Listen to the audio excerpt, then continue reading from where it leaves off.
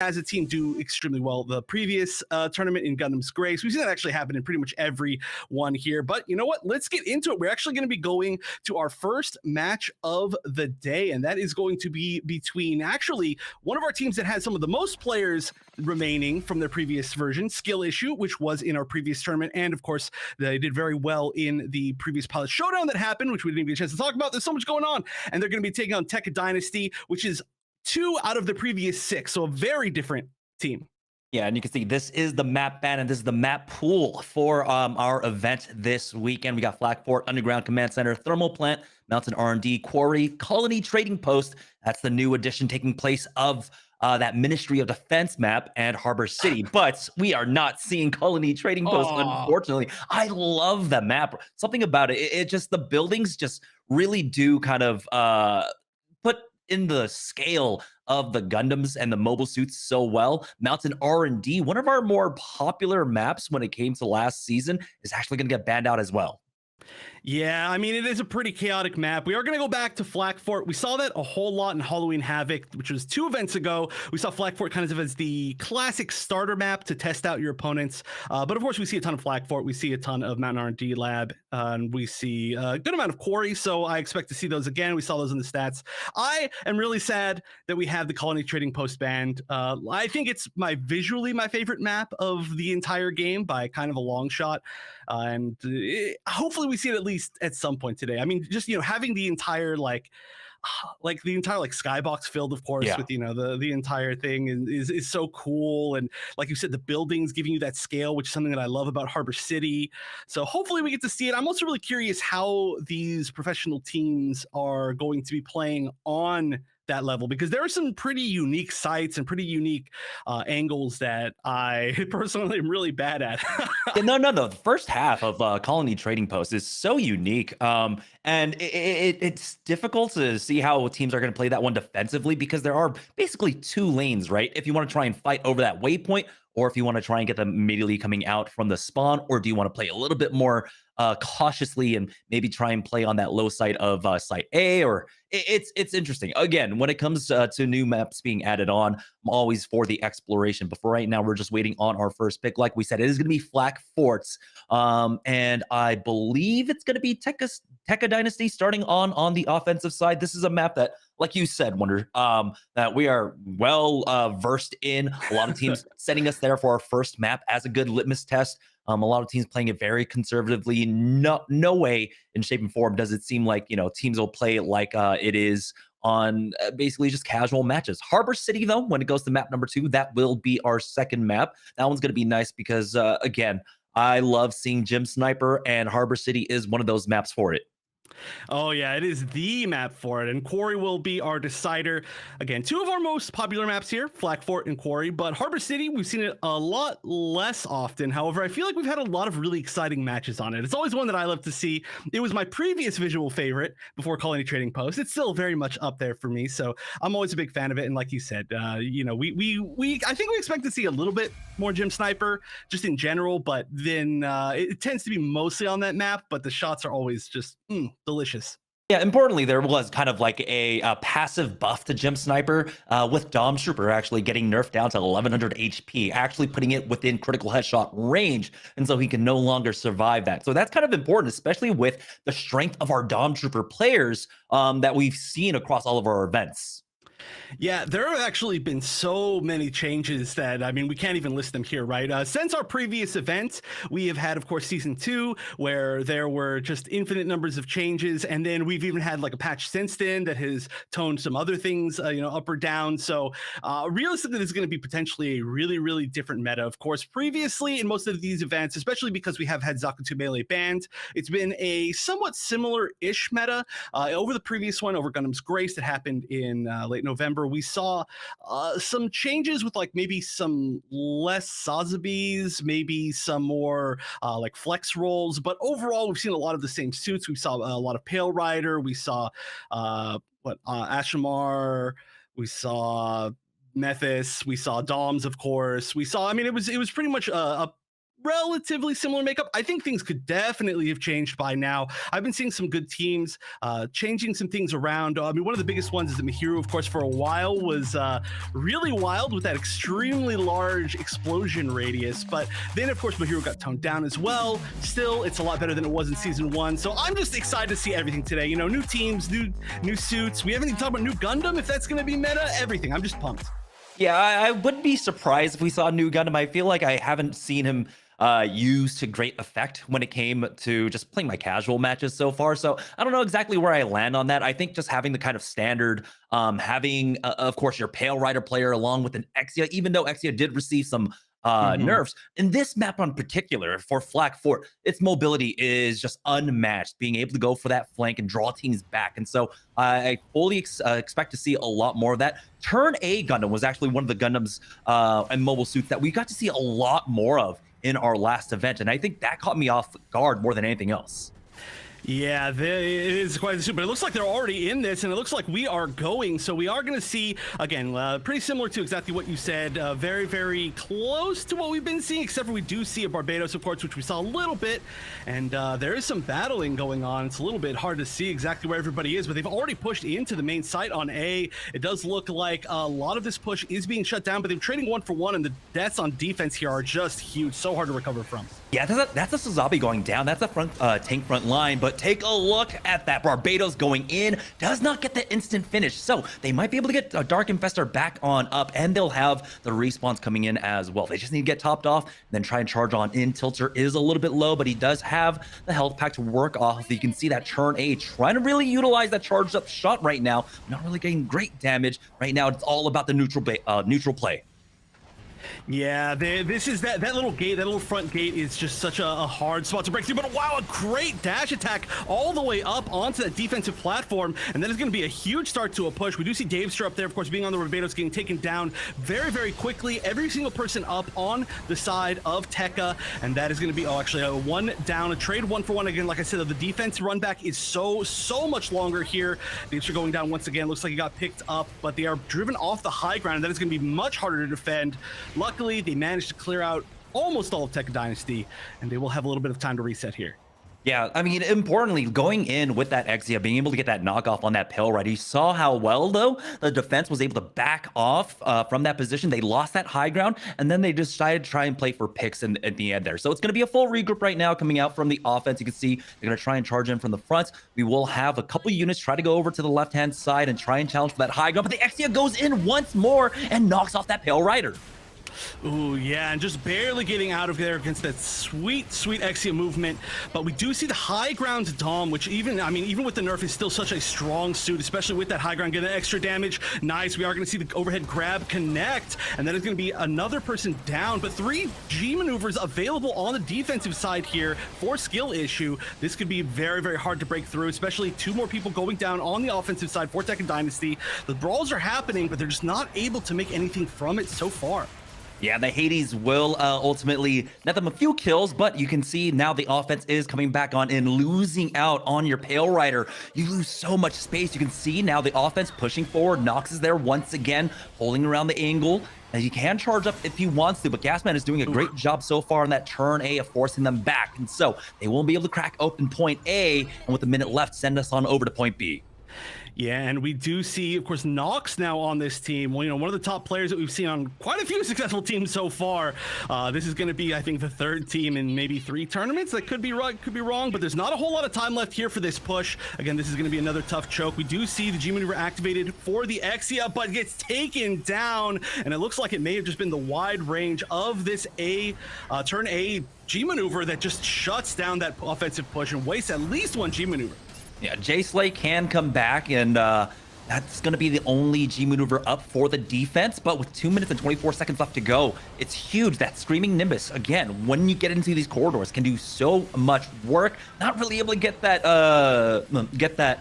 turret over the other side, but Davester is still holding the corner for now, and here comes the offense charging forward. Davester is low, and he will fall. Jay Slay has that Screaming Nimbus popped, I believe, but he hasn't found much quite yet. Nox still getting into the back line right now. Killer Umbrellas is low, and he will get caught out. The offense now starting to charge forward. Have to deal with the Victus here, but you can see Nox doesn't want anything to do with that turn A Gundam. He'll regroup with his squad now. They've got 5 members on the point. Oh, this is so hard to break back from. All right, we're going to see the jump over from the Barbados, but it just immediately gets murked. 3 players on the high ground on the side of skill issue, 2 on the low ground, but they really need to take advantage of this. Oh, they were going to see the push down. The G maneuvers are just not available. The only one we have is Davester, but he went down so immediately he didn't have a chance to use it. We're at 3 ticks already. They need to find one big moment here. They need to at least contest until Davester can come back, maybe try to clean up with this G maneuver. They are going to at least push back most of the squad of Tekka, but this is so close to a victory. However, we only have 1 minute and 12 seconds left. Yeah, 3 ticks were taken up by the offense. Now Jay Slay does not have his G maneuver available currently, but he might be able to buy some time for that. Killer Umbrellas has a Hades in 7% more. Tilter has that Ashmar punch, and he actually utilizes it before he goes down. And it looks like it's going to be a trade back and forth. Davester needs to back away, but he will get taken out. That high ground is gone. Killer Umbrellas has not been able to get up there, unfortunately, for his squad, and so he now has to play on the point. 40 seconds left to go, though, for the offense to try and regroup for one last push. Oh, that is super unfortunate. We see Hawklight on the Dom go down. That means that he will almost guaranteed not be back for this final push. They do not have time to wait for that. This is going to have to be a 5v6. Only one G maneuver, and then it's going to be on the side of the Methis, pretty much through the entire team, both teams here. Now, who is it going to be used on? It's got to be used really effectively. Like I said, 5v6. The Dom's running back, not going to be here in time. We're going to see 2 pushing the high ground. The Tornado jumps down, but the tank being on the high ground might not be the most effective thing here. Yeah, they've already lost out on 2. That's Gasman and Hawklight going down. The energy cable as well for a robot, not even utilized for this. With a few seconds remaining, the defense is here now. They've got that high ground. Victus is up there, and if he wants to, in just another second, he can pop that butterfly. But the defense will hold here on a point B. But for the offense, they were able to at least secure themselves 3 ticks. Yeah, that was a really great first push, but they just weren't able. I mean, this was a really interesting match in general, first round, of the tournament, because we saw a whole lot of really well held pushes from the side of skill issue. They were defending really well, but then as soon as Tekka Dynasty found their one moment that they really wanted, it stuck. Like they got one good push finally on point A, and it was just all they needed. Then they got one good push on point B, and it got almost the entire way, just barely, not quite all 4 ticks. But then past that, they were just held off really well. And one big thing is, Hawkeye getting picked before that final push was huge. You really want that Dom, despite the slight nerfs to Dom over the last two patches, I suppose. It's still, of course, a very key member of every single team. Yeah, still one of the best duelists. I mean, taking this aside, just the amount of AoE damage you can dish out, along with having that hit scan laser to finish things off. I mean, you could put so many people within critical range with just one good direct connect. But now we're going to go ahead and head on over to point A once again. We got to see how much importance was placed on this high ground for our Pale Rider players. We'll see, though, if they want to try and mimic that on the defensive hold here. And it looks like they might be going for it. Now, the huge difference, we didn't get to really talk about it in terms of the compositional difference, the fact that one squad is playing Sazabi and the other is not. And we haven't really been able to see this Sazabi really get that much value. Yeah, ooh, a timeout. Interesting. This is so, you know what? We barely got a chance to talk about this, but obviously we're all very excited because it's the first time that we get spectator mode. No more having to look through Discord calls for video streams. So thank you for adding this to the game. But also there is a timeout. It looks like they needed a moment for something, which is really cool that we actually get a chance to see the timeout feature actually happening. But we got a chance to see, for example, some of the stats earlier, which was really cool. That's something that we didn't get the chance to see. In fact, that's something you don't even get a chance to see in casual or ranked games even, is mid-game stats, or just the stats of your teammates in general. So it is really cool to be able to see that from these teams. We got to see just how much damage the defensive team did. It looked like it was maybe at least 150% of the damage of Tekka Dynasty. but we get to see these cool wide shots. We get to go from player to player, everything. I'm just really happy. Shout outs again, of course, to production for dealing with not having the spectator mode previously, but now huge shout outs to the actual devs for implementing it for us. Yeah, I mean, I was super glad when the game initially launched. Wait, what? Back in September, October, that at least we had custom matches at the very least. Yeah. But these iterative changes, these additions that have been going on over the last 6 months, have been fantastic for the scene overall, and especially, yeah, you always need a timeout mode or some sort of timeout feature. So that's fantastic. It looks like we are ready to get back into things. And so now with 4 minutes on the clock, we still do not have a Sazabi on the other side. We don't have a Pale Rider actually. And so they could try to run quad flank if they want to get Tilt or Bonekel, Davester, and Killer Umbrellas into the back line to try and fight for it, or just instantly just try and get that Pale Rider off that high ground ledge. Yeah, I mean, the biggest thing I think here that they're going to have to play around, of course, is just having Davester on offense. Having the Barbados can be a huge boon or a huge, I guess, issue, depending on whether or not you can find those right angles. Now, it is kind of easier, I would say, to attack this point A with a Barbados than some of the other points that we're going to see, because there's so many tight corners, but we'll see if it pays off. We're actually going to be on this perspective right now, and we can see there's quite a few options here. Doesn't quite get the slam, but it's not going to be paying for it that much. Just going to be able to retreat out the door. Yeah, they ended up losing out on Bonekill initially, and so they just needed to go for the reset. But you can see that the threat of the Barbados is always going to be there, and so you kind of have to keep that in mind. Davester is actually in on the point right now, and might be on top of that Sazabi. That's not a battle that you really want to take. He's getting flanked now by Hawklight, and he has to get out of there. Yeah, this is going to be unfortunate. Again, this looks like this could just be a stagger almost. This was not a coordinated push. We can see Davester come in, going to be taking out at least one suit. Didn't get the destruction. Okay, it ended up happening anyway, but still a one-for-one trade, and that's something you really don't want as Barbados. Still, this brawl is happening. Not a lot of damage really on either side, considering the fact that they're kind of just shooting back and forth. We are going to see Hawklight go down as well on the defense, but everybody else just kind of healing up. We are going to see at least one of the players on offense be able to run back after being destroyed, and this push looks like it might take. Yeah, Gasman has gone down though. Now they need to get Dark Infestor back into position, but they're not going to allow that as J-Slay is on point. 2 ticks now coming in as the contest comes out from the defense. Davester has been putting in work so far with this Barbados, just constantly being that threat. There's a third, and now they're going to be able to move on to point B with about a minute advantage for what our last offensive side looked like. And so you can see Evictus instantly charging forward, trying to get a stagger if someone had a forward spawn, but it looks like the defense was able to back away. Davester with that armor now, trying to get into the back line, try to create some chaos there as they have the full dive coming in. Yeah, we're going to see at least one connection, but once again, it's just going to be a one-for-one trade with Barbados. And I mean, it's not the worst thing in the world, of course, for that to happen, but if you have the longer run back, that's when that starts to get really tough, and that is what's going to happen on this point now. And we're going to see quite a few others now go down on the side of skill issue. It looks like they might have to regroup. This push is not going to hold for sure. Dark Infestor, of course, one of the remaining members of Tekka Dynasty that remained from all of the previous iterations of it, is going to be still on that Pale Rider, holding this little choke point here as the side of skill issue starts to regroup. All the G maneuvers basically coming up. J-Slay is going to be the last one, actually, but here it is starting, and things open with that butterfly now. 2 kills already coming on in. Unfortunately, though, Evictus isn't able to get much. You can see them backing away. Robot is on the point by himself, but he's caught out by the Barbados. XCL going Trans Am, but he gets caught by that overhead throw of Evictus. That's going to be the second tick coming in now for skill issue. We can see that Hawklight is getting so close now towards that Screaming Nimbus, but he is losing out on bodies. He's going to charge on in, but he doesn't have the backup quite yet of the rest of his squad.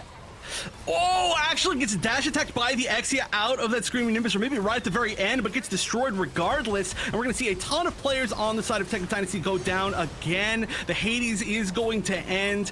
We do see Esor up on this. I mean, this really is the last line of defense. It's not going to be enough, and that is going to be a win for skill issue with the beautiful push.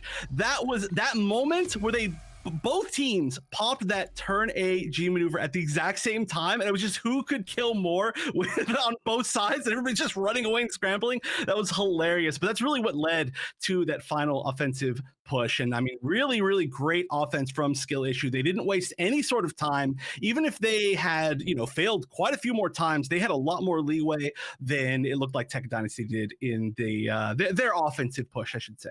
Yeah, I mean, they moved over to the second point with a minute advantage overall in time. But again, it just came down to that G maneuver coordination at the end. They just had more. They were able to open up with it. You can see how strong that Turn A Gundam is on this point. But overall, as a unit, I just love it almost on every single map. Yeah, you were mentioning earlier that we saw so much more of it in our previous event in Gundam's Grace, and it looks like we're going to continue with that. It has been, aside from the fact that, we've had all these changes, and there's been, I don't believe, any single negative thing done to that suit. As far as I can remember, there's been so many changes, but definitely nothing major. And we started seeing it more and more as time was going on. Now with all these changes, we're seeing even more and more, and you can see just that is one of the most impactful G maneuvers in the entire game, hands down. There are even points where it's stronger, where you're actually flying above roofs and you can't pick off the Turn A Gundam, and that is just disgusting. Like, there's nothing you can do about it. You have to preemptively be ready for it. So I assume we're going to see a lot more of that suit today, and it was very effective, I think, on both sides, realistically, from this matchup. Yeah, I think one of the other things that we really did note during our last event was just the strength of being able to collab, being able to shoot through units, that charged damage. When teams are clumping up so much, moving through choke points, you can get so much value off of it. I mean, when we move on to maps like Mountain RMD or even Thermal Plant, where teams are liable to group up a little bit more, you can see how much value you can get off of that charged rifle shot of the Turn A Gundam. Yeah, we saw that amazing moment from our last tournament where we had two people lined up in a row trying to defuse that bomb on one of her. I guess, yeah, no, we're not going to. Sorry, we're not going there. We're going to Quarry next. But oh no, wait, it was on Quarry. It was on Quarry. Yeah, Quarry. That's right. That's right. Sorry, my memory is so bad. It was like 2 months ago. That's way too long for me to remember correctly. But yeah, it was actually here, so we might get a chance to see it again, where two people were lined up trying to defuse the bomb, and there was just a single Turn A that just carried that entire moment, like planning the bomb, taking out two people, managing to defend it all the way till it exploded. So that was just an amazing moment. And it kind of started the entire, I guess, boom of seeing a lot more Turn A's. Not that it was necessarily because of that, but I think that was my defining moment. I mean, Turn A is great because, again, you have the self-reliability, right? Like having the nano skin, you don't have to rely upon your team. You have a lot more staying power. You don't have to play around the packs as much. And of course, your own self peel with that overhead throw. We got to see it a few times just in that first map alone, how good it is. But overall, I mean, it was not just the Turn A's. We got to see why Dom is still widely used right now. That Screaming Nimbus, even though it hasn't been used to the greatest effect in that last map, you can see the value that it does actually bring. Getting that extra movement speed for your team, really making yourself extra tanky and just causing so much havoc. It's great to see that Dom is still in play because Dom was my first main when I started playing this game. Yeah, I mean, it is still extremely scary. So we're going to continue to see that. But I mean, another thing, I feel like we're talking about Turn A a lot, but it kind of is a huge point here. So we, of course, next we're going to be moving on, I believe, to Harbor City, where we are most likely going to be seeing some gym snipers, but also we've seen a lot of teams go to the Turn A even in previous tournaments here, because for anybody out there who isn't familiar with Turn A, because it's such a weird suit, it does have no drop off. It's essentially like a sniper. It doesn't have a scope like a sniper, but if your aim is ridiculous, like a lot of these great players are, then it is just as strong as you could want in a secondary sniper position. Plus, of course, my favorite map for yeeting people off the map. If you do happen to get a nice overhead grab, you can sometimes throw people into the ocean, and that is the best feeling in the world. Yeah, this is also a great map for the methods. We've been seeing a lot of methods today. I'm surprised, not so much unicorn here. That might be a bit more maybe map specific. If we go over to Quarry, we get to see a lot more unicorn where teams are bunching up a little bit more there. And so if we continue to see the Methus and Ashmar play on Harbor City, they are fantastic. Being able to have flank lines, or at least for the Ashmar to be able to float around and maybe not play so much around the choke points that you actually have to kind of funnel yourself into, especially in that transition from point A to point B. Yeah, even just having the threat of the Flyers. I mean, of course, we see a lot of the really strong teams like in low ranked. You see people obviously like sneak around, but on the high level. Just be able to pop over and throw like a flame grenade and just help break that choke point, or to just be able to pop over, maybe get like a shot off on somebody who's low and is running around to that health pack, or just even having the threat of the fact that you can do that is so huge, because now suddenly people can't just sit there and just tunnel vision on that choke point. They have to back up a little bit. At least somebody needs to be looking slightly to the side just in case somebody manages to sneak over. So yeah, this Ashmore, of course, great on every single level, but we are undoubtedly going to see it on Harbor City as well. But let's see. Oh, wow, we can actually see live both of the picks. This is beautiful. Yeah. One thing to note again, looks like we are going to have that Sazabi pickup coming out for Tekka. And I don't think we got that much value off of it, really. It's nice to have that tanky body, but again, you have to respond to so much. Hold on one second here. It looked like we have a little bit of technical issue, but yeah. So we're seeing two different compositions basically coming out from either side, and they were hovering over actually the RX-78 for Tekka. Yeah, that is another suit that we saw a little bit more of, and one that I am a huge fan of just because it is so flexible, right? You can use the shield, of course, to stop yourself from getting picked off in situations where maybe you're getting pushed and you just need a little bit more time to get back. You can kind of use it to shield allies if they're being, revived, or if potentially they are, trying to like disarm a bomb or plant a bomb or something like that. Or you can use, of course, the hyper hammer to get rid of shields or stop flankers. And on top of that, it's just a high damage suit with a really cool G maneuver that can be huge impact. It doesn't seem like they're actually going to go ahead and roll out with that RX-72, but for the defense right now, the Methus is there, the Barbados, Turn A, Jim, Sniper, Dom, and Ashamar. So not really changing anything up. It's going to come down to the offense here. Now, teams, of course, on the defensive end, play this one a little bit differently than you would on your casual matches. You can see them actually holding back from that first corner. They have a lot more health packs to play off of instead of just that mega health pack, but the first knock comes in, and that is the difference maker here. Now, with that Dom nerf, 1100 HP, one headshot, that's all you need.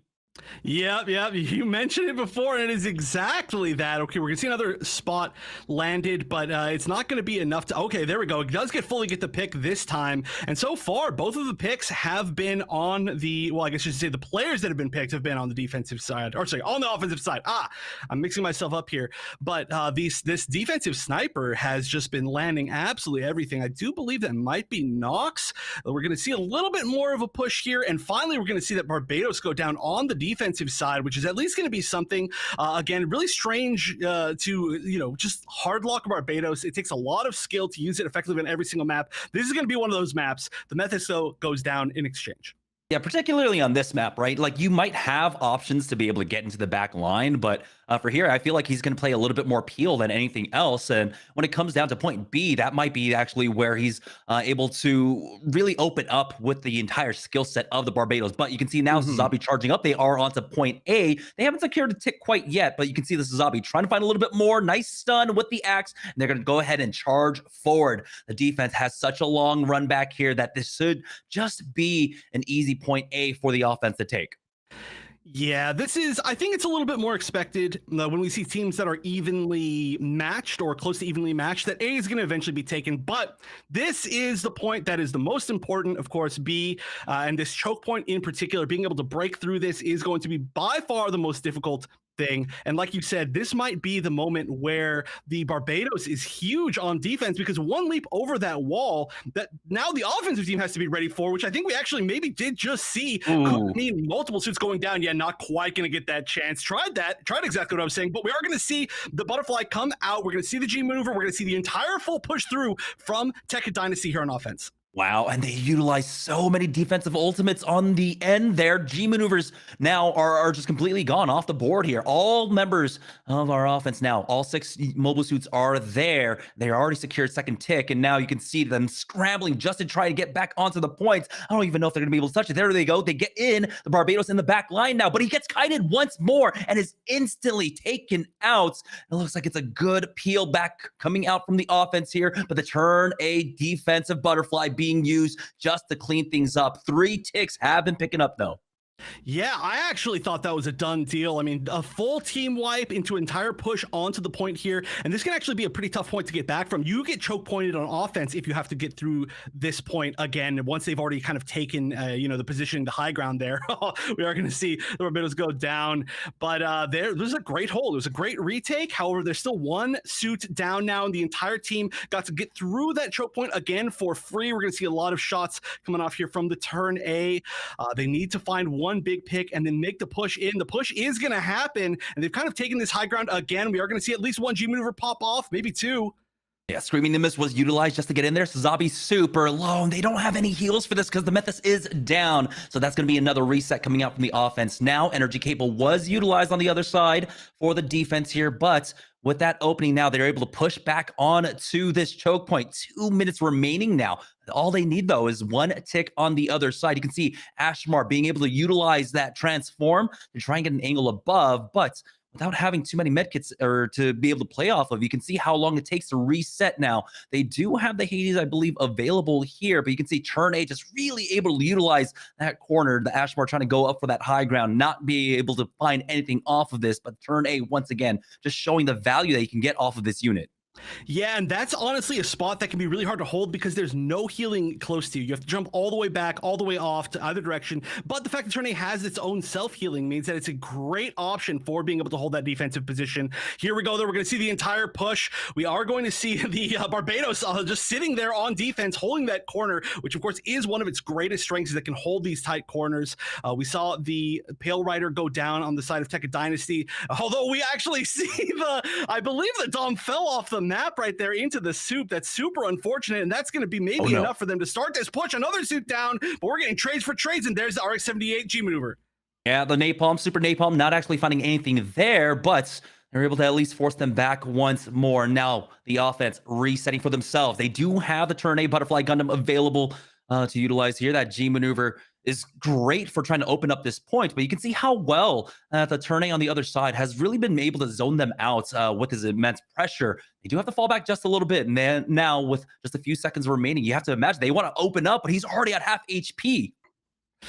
Yeah, and there we go. We're gonna see the butterfly, the G maneuver activated. Let's see, one pick, two picks. We're actually seeing them fly away with the Methys, saying, "Get away from me! I don't want to deal with this." And the Methys might actually take out. Yeah, that is gonna be a turn A going down, but that is more than enough picks to start things off. However, we're gonna see the reverse butterfly from the other side. The G maneuver taking down again, 2-3. This might be the end for this offense. We might see it go exactly to the same score that we saw last time with 3 ticks, and we even saw the Screaming Nimbus just for good effect here, saying you're not going to even get a chance. I don't even know if that hit anybody, but I don't think they're going to be able to make it back in time. We see one kind of close, but with 1 second, yeah, not quite going to make it even for that overtime.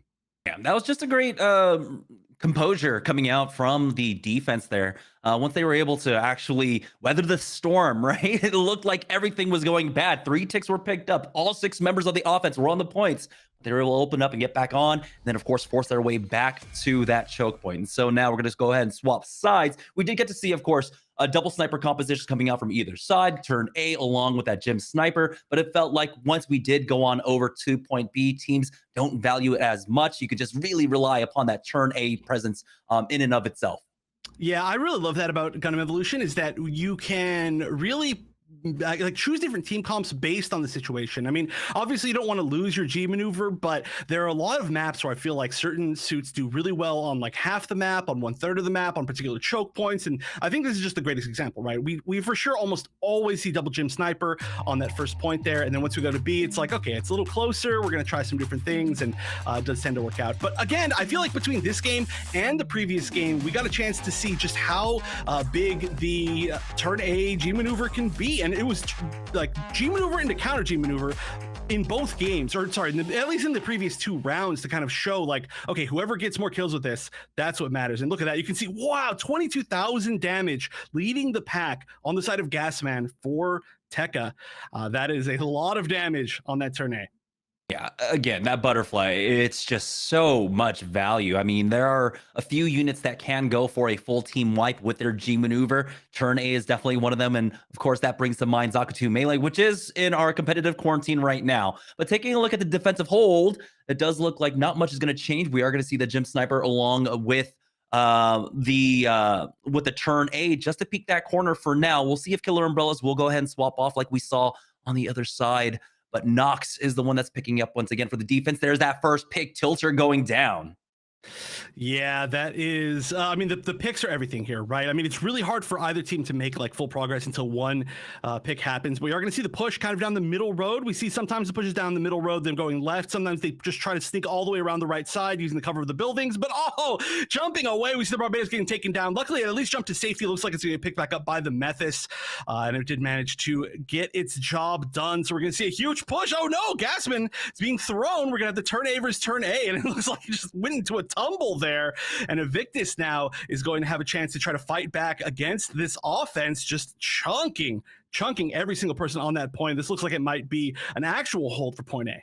Yeah, it was just a really nice CC chain onto Gasman there. But you can see now they are losing out on some bodies. Nox getting the revenge kill onto Killer Umbrellas on that run back. The second tick actually being delayed for now. But as that Dom stops off the point, he's getting chased down by that turn A. Hoglite is trying his best to survive, but he will ultimately get chased down. Jay Slay, picking that one up. The third tick is about to come in now for skill issue here, but they still have to deal with these tanky bodies. Aesor is here, and he's got the heal of a robot to actually keep him topped off for the most part. And of course, again, around this point, there are so many health packs to really be able to utilize here as Nox finds one more pick onto Evictus. Killer Umbrellas does answer back, though.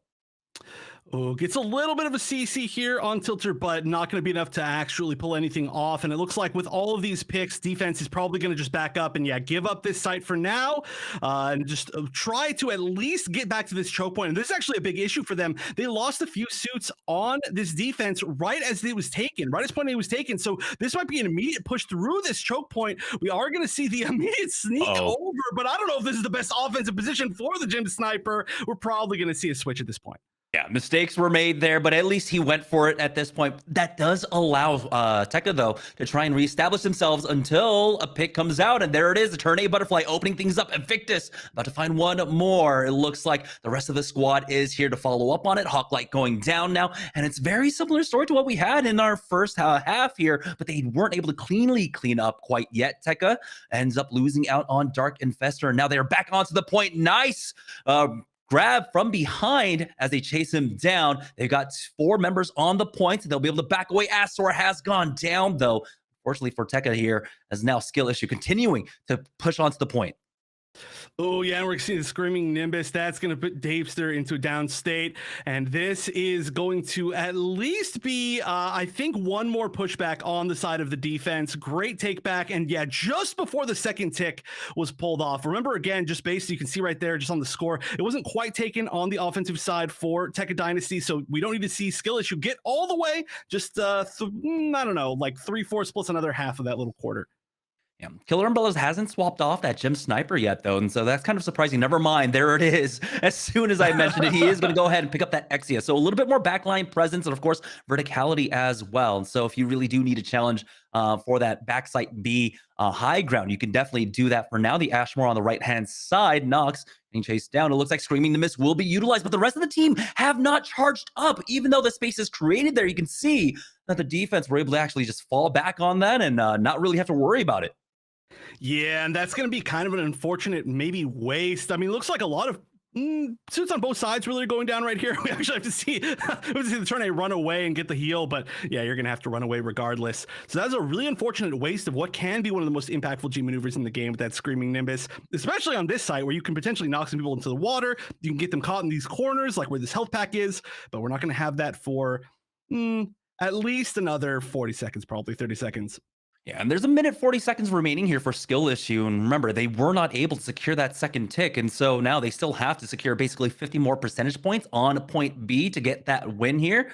Throughout all of this, though, you can see now the jump over coming on out, and there's only one player there to try and deny it, and that's the Sazabi, but he can't really do much about it. Davester now in the back line has a lot of room to work with, but it's the turn A that he has to run away from. That overhead throw was missed as Evictus does find a knock onto Azor, and now Dark Infestor going down. Here comes the butterfly out from Evictus to open things up, and that's going to be skill issue now. Charging forward to try and find a few more picks as teams are scrambling in. Second tick coming on in.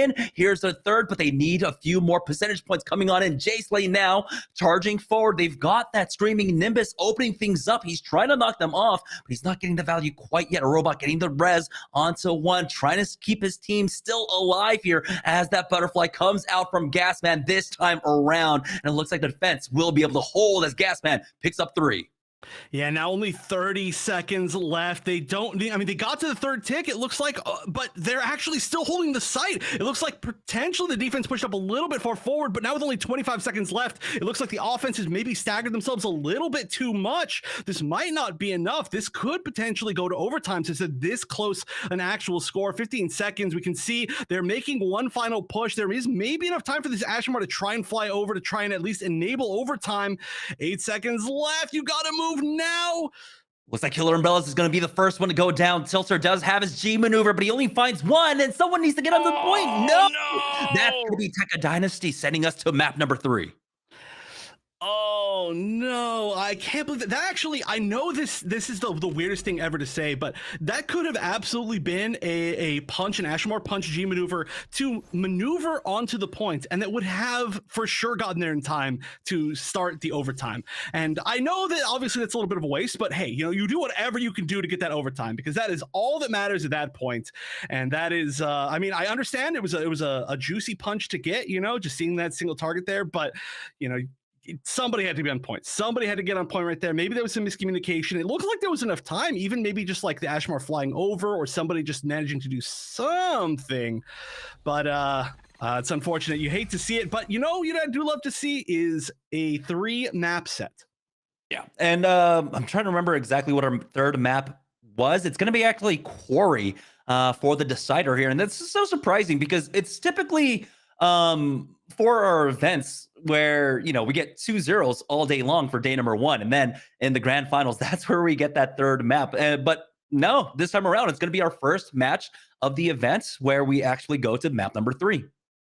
Yeah, and especially with such a close game too. I mean, you love to see it. I mean, that was really, really, really close within the final 1/4 of the score that you needed for that map. So we tend to see sometimes some more dominant games on Harbor City, but just with the way that they've played on both of the previous maps, even though it was I would say a little bit less close on Flak Fort, I feel like we're going to have a really good match. And they, of course, none of these teams decided to go any of the like domination missions. They decided to go entirely the kind of like push objective missions. We started off with the point capture and then going to another point capture, and then third we're going to go to a destruction. So we are going to get kind of a similar pace, and I think Quarry is kind of a similar level to these, you know, not too close quarters. It's going to be, I'd say, more close quarters than some of these other levels, but overall it's going to be, I think, pretty similar. I think we're in for a good match. Yeah, especially for a squad that is sticking with this Barbados pick. I think Quarry is going to be fantastic for them. It's a much easier, I would say, to play Barbados on this map than particularly their Harbor City, where you have a lot of open sight lines. A lot of the snipers can see you coming from a mile away. You did see that he did have some difficulty in the end there trying to get into the back line with that Barbados. But here in particular, especially on what I believe point B, that Barbados on that initial plant is so strong. Yeah. I actually can't believe almost that they decided to stick with that Barbados on, you know, for Davester on the push for point A. I mean, on defense, at least you can kind of hide in the buildings, and if anybody gets close to you, you just smack them. But to actually take that on offense and run with it, that is some real true dedication. And, you know, these, of course, are all great players. A lot of these players have placed extremely high in a lot of the previous events. It's not like this is just like some sort of meme pick. You know, we do know, of course, that as a player who's been playing the Barbados for quite a while, and I mean, you love to see it, but I do agree with you that that it was, I would say, a disadvantageous point to be playing that suit, and we're going to go down to maybe the best of all of the situations to be playing that suit. Especially, the start of Quarry has so many of those walls to jump over. I always like to liken the start of Quarry to almost like a paintball, like speedball type map, where there's a bunch of just these like kind of these straight like pieces of cover, these straight walls that you have to manually get around. And so anybody who can get over them, or realistically just over them, is going to have such a huge advantage as far as like the surprise factor. Plus, then there's less places to get away here than even like that B choke point on Harbor City. So, we see a lot of people holding back that box. If there's one Barbados jump over into a slam, that could be like 3 suits, and then that could be the point, and then that could be the game. So I'm excited to see it. But what do you think about the fact that we're still seeing the Sazabi on the side of Tekka Dynasty? Because we've kind of been going back and forth about this over the past 3 events, kind of, really. Yeah, even though like he's received some buffs, ultimately I just don't feel like he's kind of in the state that you need him to be. The passive buff, especially with the nerf that came into RX-78, right? He doesn't have the RX-78 now has what, a 3-second longer cooldown on the Hyper Hammer, means that you're a little bit safer to play this as Zabi, but with Barbados still in line, with Exia still being utilized here, he fell a lot out of favor over our last 2 events. Saw a little bit of uptick in the last one though, during Gundam's Grace, but overall I feel like there are a lot more better options right now. Being able to play a bit more mobility focused instead of clumping up and playing Death Ball that we kind of expected the meta to be 2 months ago, but it did not pan out that way. So I feel like Sazabi might be one of the weaker points so far for the team, but it's not a huge sticking point. Yeah. I mean, obviously, the teams are 1-1, so it's not like any of these picks for any of these teams are like, oh, this is a throw or anything. It's just interesting to think about all the interactions per se, and actually between those 2 picks, kind of the unique picks of the teams, the Sazabi and the Barbados, because the Barbados is, of course, in its own way, like you said, a counter to the Sazabi. So I'm surprised we haven't actually seen like either a change or like kind of like a solo targeting because of that. But here we go. We're actually going to see the comps off the bat, and we are going to see pretty much exactly what we saw previously. I don't think I see anything too different. Oh, actually, we're going to see a Barbados on both sides here. Gasman switching from the turn A to the Barbados. I'm surprised because, again, we were mentioning how strong Turn A ended up being on this map in particular during our last event. But hey, he wants to play Brawler versus Brawler. This is a bit more of a death ball. Try to create openings for Dark Infestor, and particularly on that Pale Rider. Now, we do see that a lot of teams don't really even try to contest that high ground, so that will leave it available for Tekka Dynasty if they want to try and get him up there. But Davester is actually camped up there with that Barbados for now. But here comes the first dive into the back line. Astor stays alive, but not for long. Oh, it looks like 3 members will go down for Tekka Dynasty here. They're just going to have to reset here on the push. Yeah, that was a really cool push. I mean, that was basically exactly what I was talking about. This box that we're seeing right here is exactly what I was talking about. We see a ton of groups, choose Unicorn Gundam, and they group up back there. Of course, we're not going to see the Unicorn Gundam here, but one jump over into a slam could really put a lot of damage on that team. And we almost saw it, but it was an amazing reaction from the side of Tekka Dynasty to not get.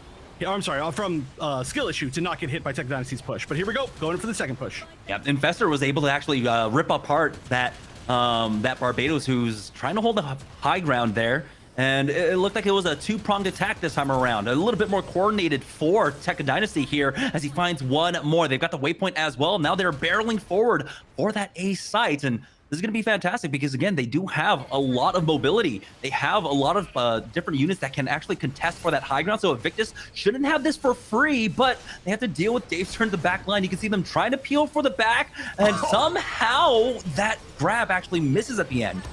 Oh no, the fighting game player and me seeing a command grab just barely whiff is immediately painful, but this does look like it's going to still be a hold, I think. I don't think enough of the players on the side of skill issue went down, but we're going to see the immediate transition over for Tekka Dynasty to be pushing B, which is a much more common push that we've seen on broadcast. Oh, we're going to see the duel, and we're going to see the escape from Davester, the 1v1, the slam, but Davester doesn't get off anything.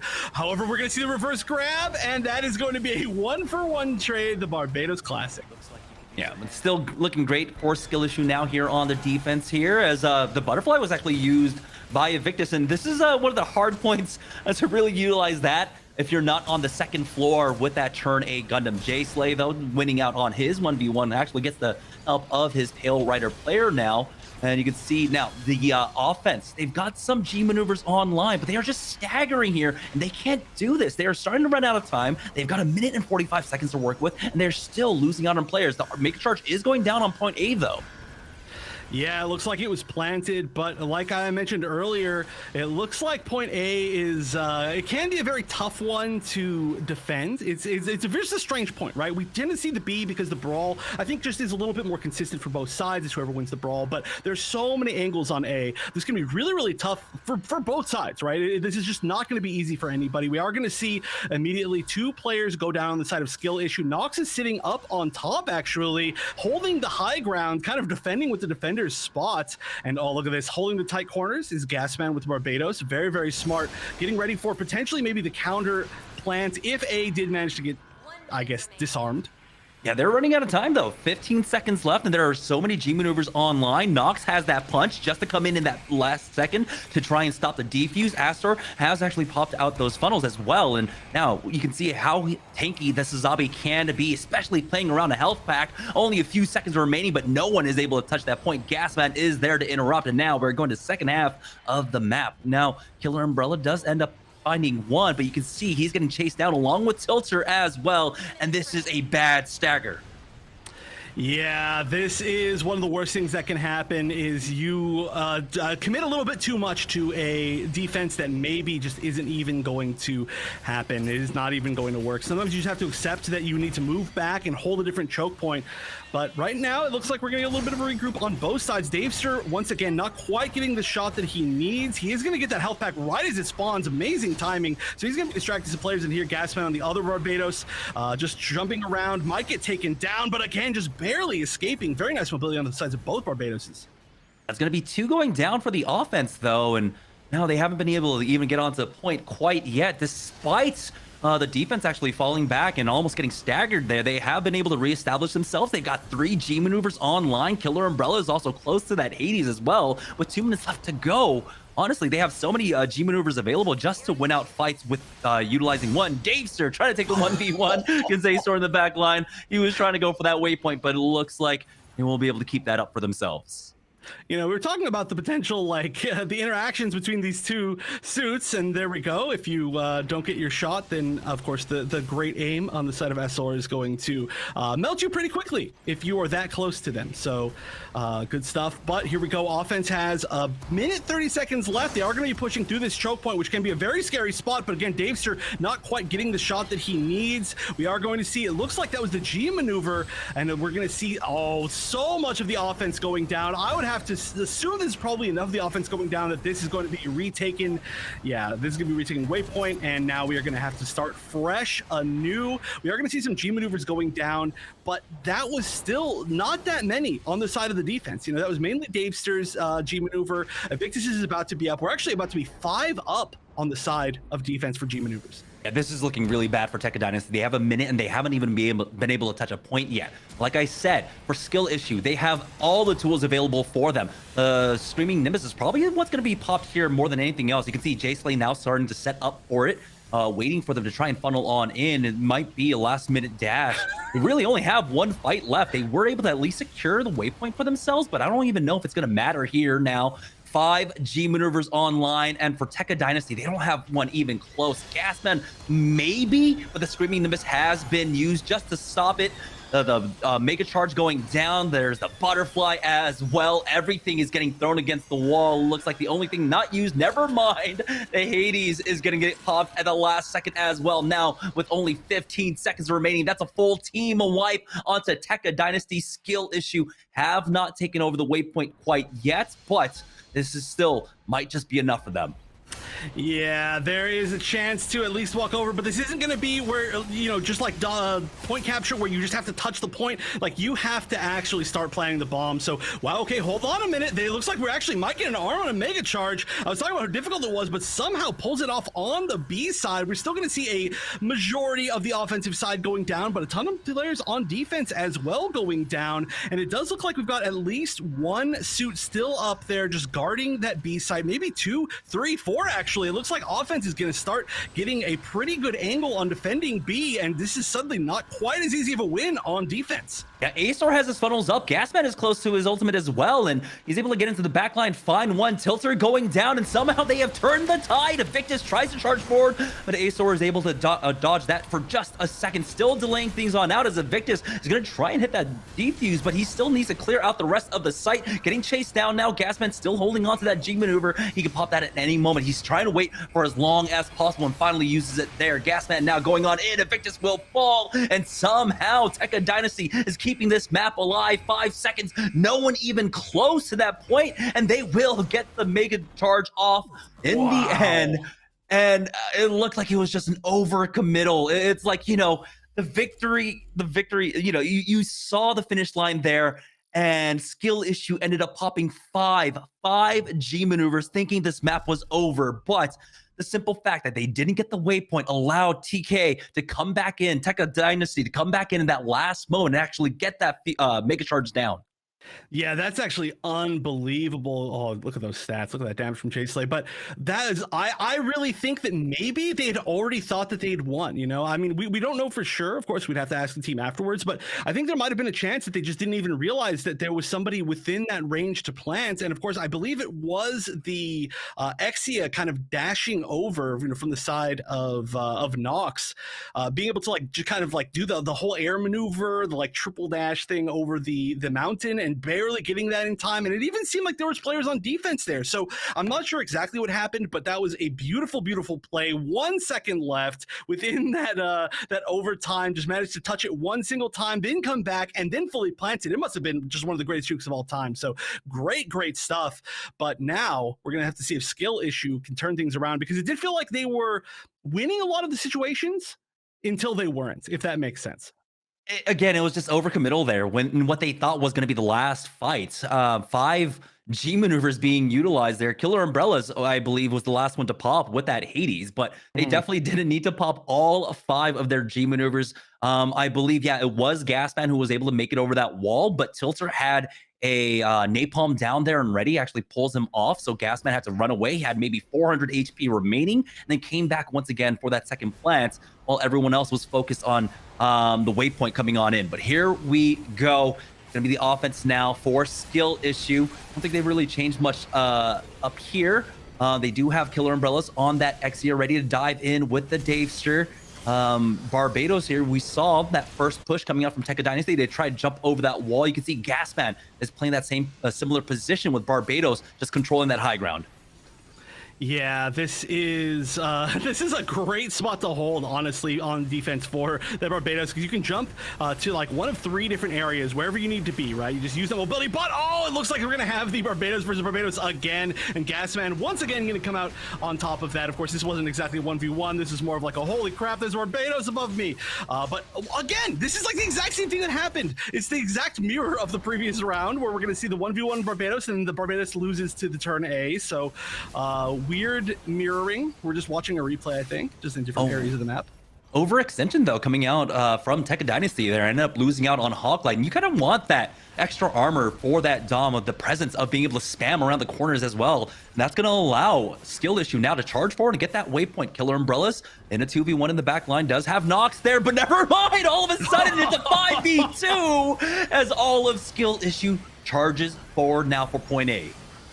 Yeah, again, interesting to prioritize point A. We've seen 99.9%. We've literally seen only one time where A was prioritized in these previous tournaments, and it did work out, but now we've seen both teams prioritize A here, and we are going to see a trade again, 1-for-1 Davester going down, Hawklight on the other side, and we're going to see this high ground being held by Tilter, which is just such a great spot for this Ashmore, but Dark Investor actually managing to get up there and try to challenge it himself. Yeah, you got to be careful, though. Gasman has fallen here for Tekka Dynasty, and so unfortunately, despite getting that 2-kill opening and that advantage, they will not be able to get much more, and so they have to reapproach this one. Still 4 members here for skill issue, and they are kind of funneling into this one a little bit too much. You can see Hawklight has given up that high ground, and now he's getting chased down by Davester. He should have the rest of his team here to back him up. Jay Slade and Tilter now getting flanked as Gasman comes in from behind, and that will be Tekka Dynasty finding a few more along with that res on the Hawklight. Yeah, and this can for sure be one of the reasons why I think you don't want to prioritize A, is if you don't get that initial push off, you start just funneling through, and it is a very easy choke point or set of choke points for the defensive team to just look at, hit you with long range stuff. They can be sitting at a number of different angles. It's not like you can just shoot back at them in one particular spot. And I think it's why we tend to see B, right? You force them into a brawl, into a closer range brawl. Oh, I didn't even notice that it looks like we had the retake here on the waypoint. So very, very smart stuff from the defensive side. Looks like we're getting it back again, but it looks like the push may go to B this time, and it definitely has already. But Nox is turning things around despite being able to get the Mega Charge down onto point B. Nox with that Trans Am finds maybe the 4th kill in just a moment, narrowly missing that out, but they will be able to pick that one up onto Invictus. And now they don't even have the waypoint because of Gasman playing that flanker, playing that backliner, winning his duel up against the Barbados. And that's going to allow them to go for that defuse. Gasman is back here once again. Jay Slay caught out by himself, will fall. Gasman picking that one up. Tekka Dynasty turning things around here as that Screaming Nimbus is utilized to chase down the rest of the members of Skill Issue. The Hades being utilized here as well. So a lot of G maneuvers actually used on this push. But on the side of Skill Issue, they've only got Davester's G maneuver coming up now with only 40 seconds remaining. Yeah, that was such a great coordinated defensive push, just with all those G maneuvers at the same time. But I mean, now they don't have any. Regardless, the other side is only going to have Davesters potentially. We are going to see, though, actually the... Oh, I'm sorry. There was 2 just activated as I spoke, because I was looking at the wrong thing. And they're going to use that to get this final push on B. They are going to get that waypoint potentially, or actually they don't even control it right now. Nobody controls it, but this needs to be the push that makes it happen. We're going to see Davester go down. Memphis on the other side, a robot going down as well. This high ground for the Dom is huge, but it looks like we're actually going to see a push on both sides, kind of a split push. And will this plant go off? No, Tilter is not able to finish that one off. And so that means Tekka Dynasty, despite losing on the first map, they are going to be able to bring this one back and get the dub here on Quarry, sending themselves on to the next round in the upper bracket. Yeah, wow. That was an extremely strong hold. I have to say, I was very impressed by the switch to the Barbados from Gasman. That was a really, really effective switch, and it's tough too. You know, you have a Barbados specialist on the other side. Do you really want to try to kind of match Barbados for Barbados? But I think it worked beautifully, especially on that map. And I wonder if this is a suit that we're going to be seeing more as the day goes on. I mean, the Brawler Bash Brothers combo coming out from Gasman and Nox with that Exia, with that Barbados, played this one expertly. Nox actually holding on to his Trans Ams for some huge value throughout this map, especially on Quarry. It was fantastic to see, but yeah, like you said, getting that pickup from Gasman, making that swap off onto the Barbados, it looked like he was definitely practiced on it. Oh, for sure, 100%. I mean, just landing so many shots. I gotta say, you know, I've personally tried Barbados so many times. I want to make that suit work. I am just so bad at that suit. I cannot explain how bad I am. It feels like all of my hitboxes are like 1 inch in front of me, and everybody else that I play, they're like a mile in front of me. So the point is that suit is very actually hard to play at a high competitive level, right? Like, sure, you can go literally stomp scrubs with the character, but like when you see these players play with Barbados, it is so impressive, because the mobility on the other side, when you're trying to, you know, the people you're trying to hit is going to be strong. You know, at this level of competition, it's going to be strong. So great stuff to all the Barbados players so far. Yeah, and again, I was not really expecting Barbados to have the kind of presence that it has so far. I mean, this is still the first match of the day. We still have plenty to see, but I'm glad that we are seeing a shakeup in terms of the compositions, right?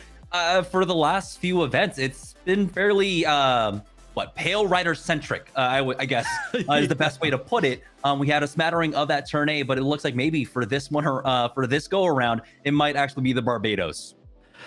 Yeah, I mean, also the turn A's though, right? I mean, we've seen the turn A's do really well on this this I guess set this so far. This set, all of the maps that we've seen this set. So I'm glad that we're continuing to see differences in team comps overall, basically is what I'm trying to say. And I mean, really well fought. Again, I just want to reiterate that Tekka Dynasty has only 2 of their previous players from the previous tournaments. They have entered every single tournament so far as Team Tekka, but Dark Infestor and one other that I'm totally blanking on right now are the only ones remaining. They have a bunch of new pickups, and it looks like they're gelling really well together as a team. So that is that's really great to see. But I do believe that while we set up for the next match, we are going to be going to a short break.